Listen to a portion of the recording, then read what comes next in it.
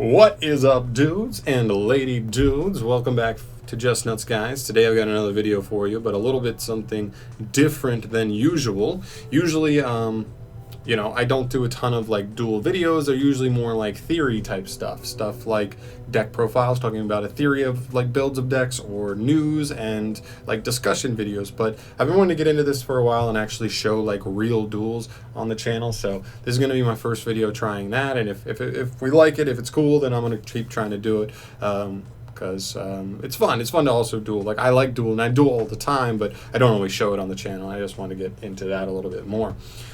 So today I'm looking at Unchained. This is a deck I've already profiled. The main deck should be exactly the same as the profile I put up a couple weeks ago. The main deck may be, or the extra deck may be a little bit different. I think there's a couple cards different there. The difference is I don't think I have Super Poly in the side at the moment, but like the side isn't really that big a worry for right now, at least for like these test hands or the duels that I'm showing today. So like, I think I'd probably put Super Poly in here just because of like rockets and certain stuff, like still really good versus Sallies and stuff. And there definitely are some cards during certain matchups that I do want to take out. So I think that's the stuff I'd think about the most. But yeah, so main deck looks pretty good. Side deck looks great. I love these. These come in like all the time, man. And making decks that think that they're going second, so they side second. You can just make them go first and side these in. Just so punishing. But yeah, let's get into some duels. So today I got 5 different duels. We're gonna start with a Altergeist duel. Let's swap those around. Yeah, pretty much he doesn't open any Altergeist cards, but he does set 3 and try and like just get things going that way. He opens like 2 Protocol and an Imperm. It's a pretty big brick out of the Altergeist player this time. But then things pick up, you'll see. Unfortunately, I don't really open that crazy either. I just open a bunch of traps, so we just end up kind of setting into each other and trying to go from there. He's going to get the multi-faker when I try to like heavy Storm Duster to his 2 spoof things, and so he's going to go into this, and he is going to get 2 this Loquacious play. But we do have a prison to try and like extend through it, so which he ashes, and so there's going to be some back and forth here.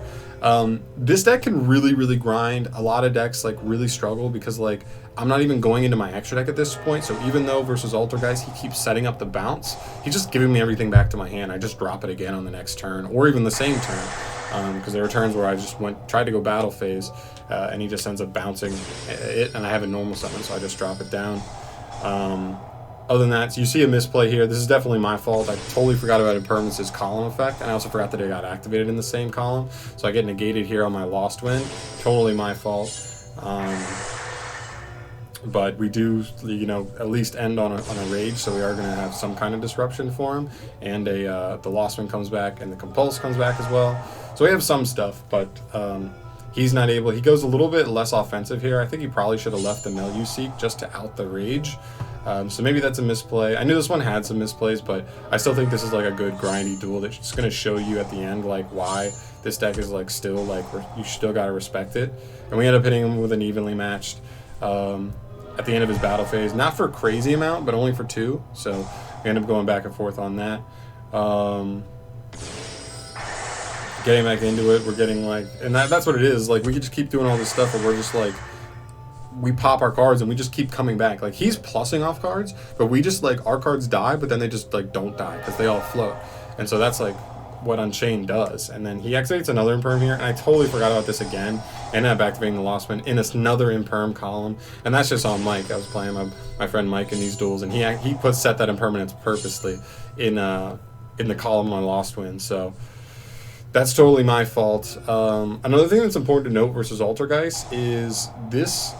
So Loquacious has 1500 defense, so all of your little ones just like cannot get over it, and it can be a legit pain if you don't have ways to like get the big ones out. As you can see, I'm like bricking on 2 of them right now, and I needed to like get things like going in terms of like getting them on the field so that I could just start like getting monsters on the field that can at least beat over. So, and he has like a Solemn Judgment set, so he like wants to activate that, but he doesn't, because when he negates and destroys my stuff, I'm just gonna get to special them back anyway. So. And at this point, he drops the multi-faker, but he doesn't have any more Loquacious left in his deck, so he doesn't just have any. He just doesn't have any way to set up disruption anymore. And we already have a monster big enough to get over the Kun carry, and then we just end up like taking the game and in terms of control from there. So he's just got to set as evenly and just accept the damage on the next turn. So that's how that one went. That was pretty good. I know there were definitely some misplays there, but those were on me. Most of them were just activating stuff into impermanence columns, which is totally my fault. But yeah, let's look at a duel versus Emancipator. They actually end up like sort of bricking. He decides not to normal Doki Doki because he thinks it's like too risky. He'd rather just end on like the automatic monster negate and fire it off of there. Luckily we do have Aruha, so we are able to play through it and still keep a monster. And then we set 2 with Ash in hand, so we have multiple disruptions. We're going to negate the Analyzer. It's going to go Doki Doki. We're going to pop it before it gets to respond, and then go into Disaster. He has no more extenders, so we're just going to be able to extend by linking off his Analyzer with our Disaster and then going from there. Still ending on like another 2 disruptions, so I will take that. 2 disruptions and my whole board floats. Pretty good.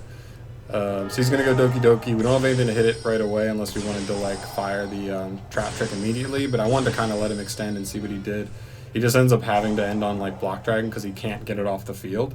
And then once he realizes we're just going to compulse his monster and attack for game next turn, he ends up conceding there. So pretty cool duel with Emancipator. I know people think that the new build is like better.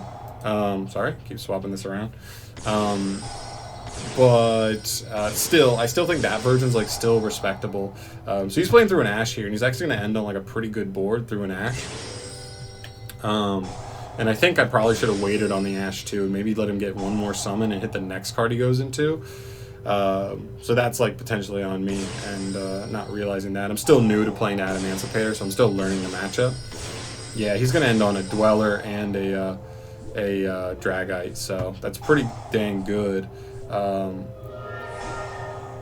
I'm going to try and do that. He's going to try and Cosmic Cyclone, but I am able to use the Rakia to kind of dodge the Cosmic and still get an attempted special. We're going to get the big boy out. We are going to out the Dragite, which is pretty nice. Get over the Dweller, and then we're going to end on the Rage and hope that's enough. And I set this to bluff just because like the Rage is not that scary by itself, especially with how many cards he has in hand.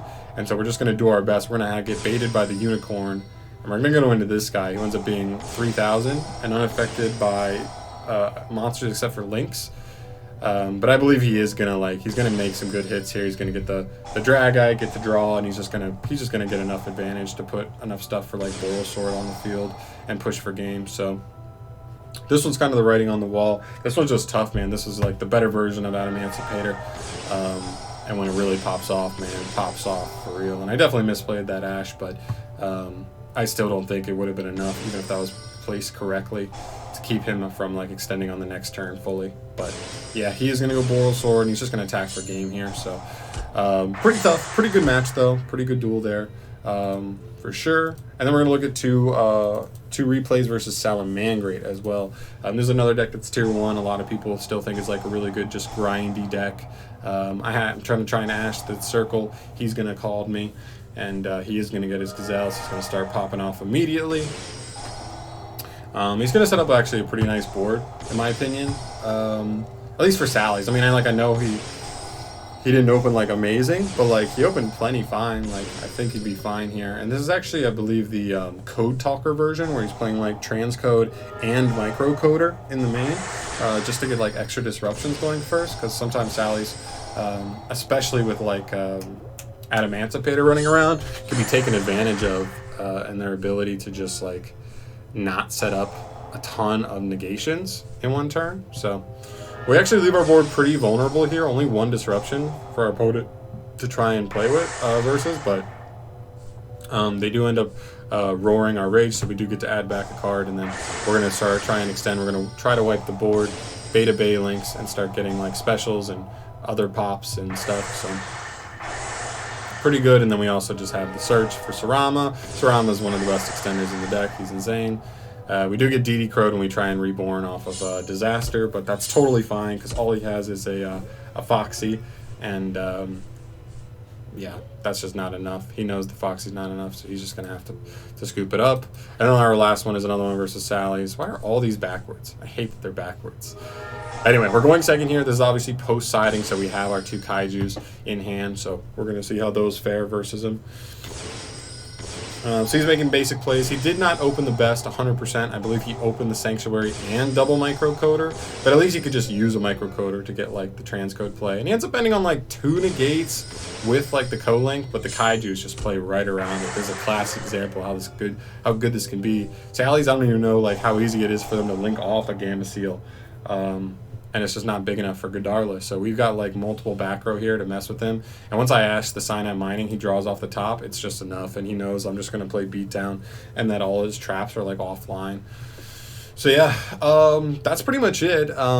It took me, I mean, I did these kind of quick. I kind of like got these pretty quick. I didn't like, I don't know. I wasn't too picky on the replays I was trying to look at, but the deck's really good, guys. I mean, I hope that gave you at least a little taste of like, that was Sally's, Altergeist, and Emancipator like replays, like and how that deck, how Unchained can fare versus those decks, and it's actually not bad. Even Emancipator, which is arguably like with Eldritch as like the 2 like arguably best decks in the game at the moment, or most played and also very good. It can really hang with them. It really can.